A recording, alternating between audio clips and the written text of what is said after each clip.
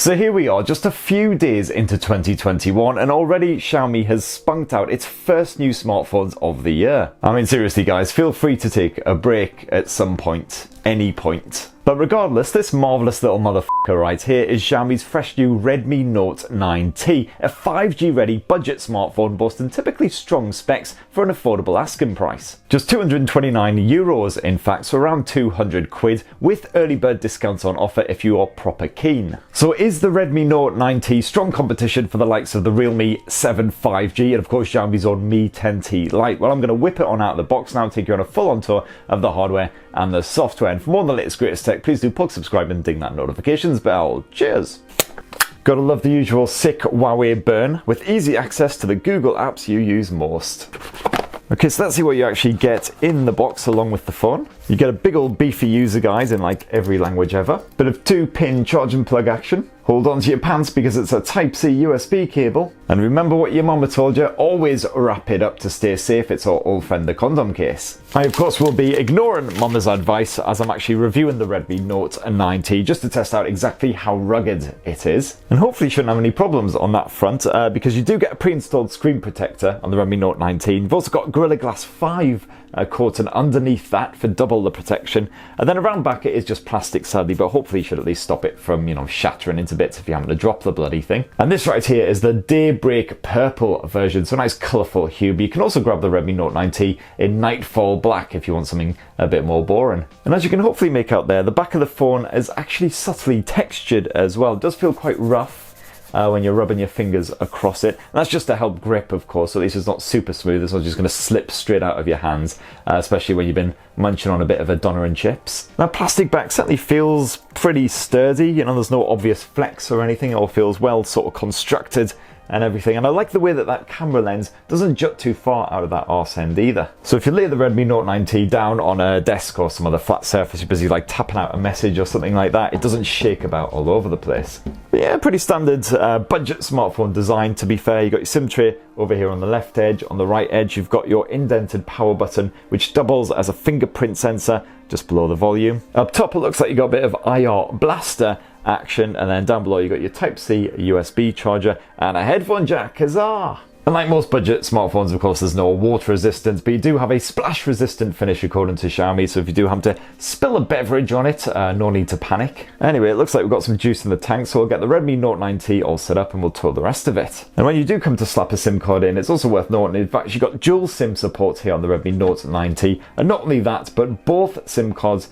can have 5G supported on them simultaneously. And you'll also note that there's a separate micro SD memory card slot as well, so you can actually have two SIMs in there and a micro SD memory card all at the same time. Lovely stuff. Alright, thanks to the magic and wonders of video editing, we've tinkled forwards in time. The Redmi Note 9T is all set up and ready for action. Now sadly, the Redmi Note 9T does not come with the latest freshest Android 11 on there. It's still Android 10, hopefully should be getting updated soon though, but at least you do get the very latest MiUI 12 launcher from Xiaomi. I have done a dedicated video on MiUI 12 if you want to know a bit more about it. All you need to know really though is that it's a bit fresher and cleaner than previous versions of MiUI. I like the way they've tidied up the settings menu and made that a bit easier on the eye. Plus, finally, thank the baby Jesus, you've got a dedicated apps tray on here, so all MiUI 12 smartphones will have the option to bury away your stuff, you know, to have it slathered all over their desktops like it's a bloody iPhone or something. And speaking of your apps, you sadly do get a lot of pre-installed crapware on here, so if you dive into tools, as you can see, you've got tons of stuff, compasses. Can't remember the last time I've used a compass on a smartphone. I haven't done any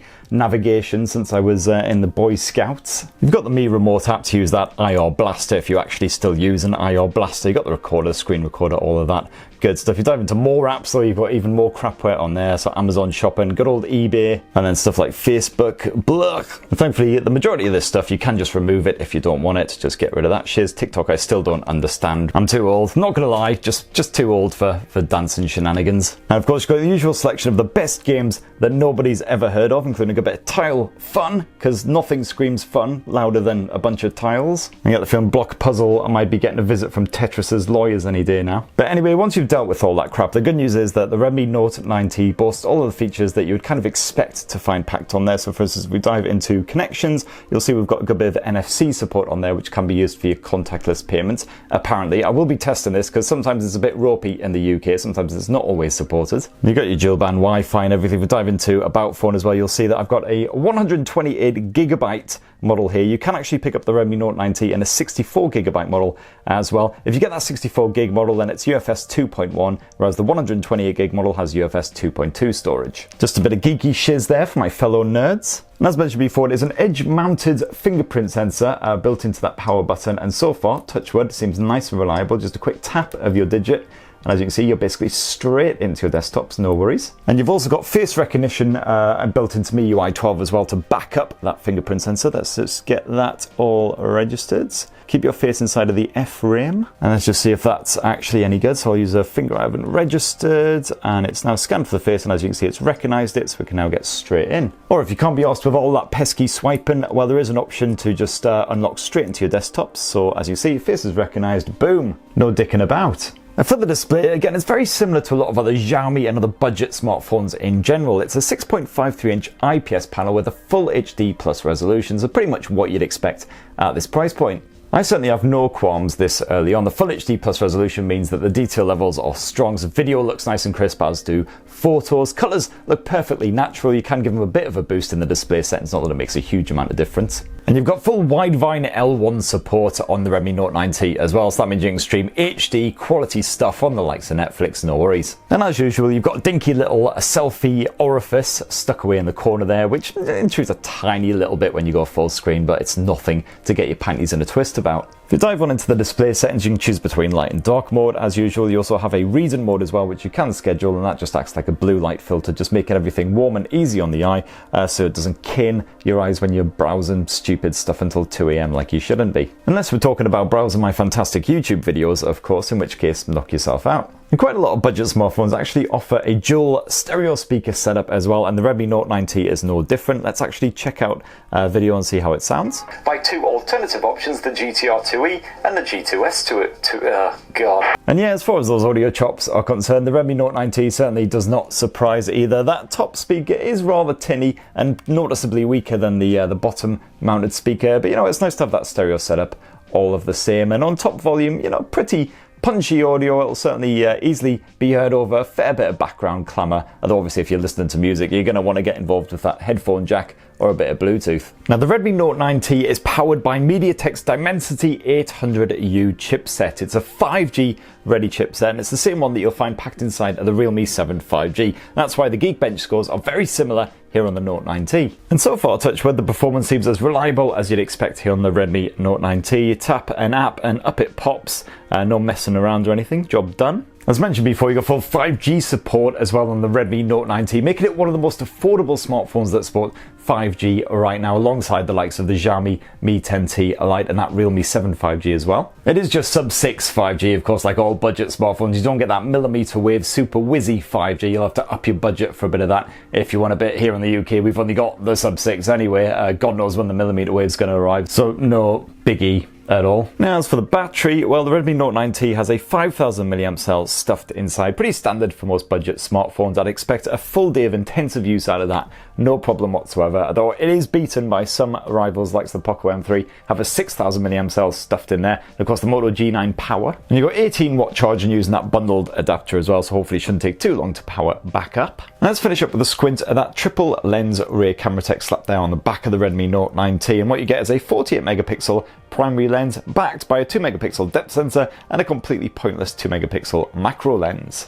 Now, even though it's a 48 megapixel primary sensor on the Note 9T, you'll find that when you tap that shutter button in the photo mode, you're actually taking a 12 megapixel photo using 4-in-1 pixel binning just to help brighten up the shot and make it look all nice and stuff. But if you want that full 48 meg resolution, you can just dive into more, go to 48 megapixel, and as long as the conditions are nice and clean, you're not trying to shoot against light or shoot in low light conditions or anything like that, you should find the results are hopefully okay. Back in that standard photo mode though, you've got the usual HDR Smart, so that's deactivated by default for some reason, so just turn that on into auto mode. You've also got an AI camera mode, which just helps to try and define your subjects and then tweak the camera settings on your behalf to get a nicer looking shot. I usually leave that off, to be honest, because sometimes it boosts the colors, makes them look a little bit unnatural. You do of course have all the usual filter, gumph and all of that good stuff as well. That 2 megapixel depth sensor comes into play once you switch to the portrait mode, so that just helps to again define your subject and just give everything nice bokeh style background blur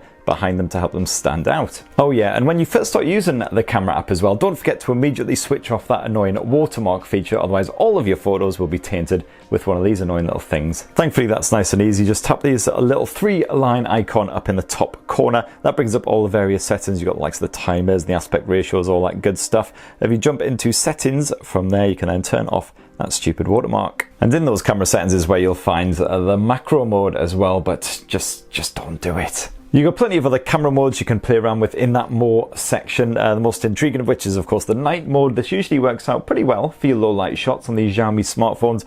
Just takes lots of different shots at different apertures and then melds them all together for a brighter, cleaner result. It's not quite infallible, unfortunately. As you can see, we've got some oversaturation in the background and everything here, but it tends to work quite well for cityscapes and the like, where you've got a mostly dark scene with lighter elements. And for anyone who knows their way around all the general camera terms and everything as well, you can have a fiddle around with like the ISO levels, the white balance and everything by diving into the Pro mode. As for your home movies, well, jump into that video mode, and as you can see there, it shoots at full HD 30 FPS by default. You can bump that up to 60 frames per second, or you can chuck up the resolution to 4K, but again with that 30 FPS. And then last up, around front, you've got a 13 megapixel selfie cam, which should be perfectly perfunctory for all of your Instagramming needs. As usual, in my selfies I just look like a sad badger, so I'm gonna delete that. Then you've got all the usual portrait mode gumph as well, if again you want to get that blurry background action on the go. And if you swap to video, I believe it's up to full HD, yep, 1080p at 30 FPS. You can shoot a bit of vlogging action. And that right there in a nutshell is the Redmi Note 9T. And as you can see there, the killer feature is of course that 5G support, which you'll struggle to find on many other smartphones at this sort of £200 price point, the most obvious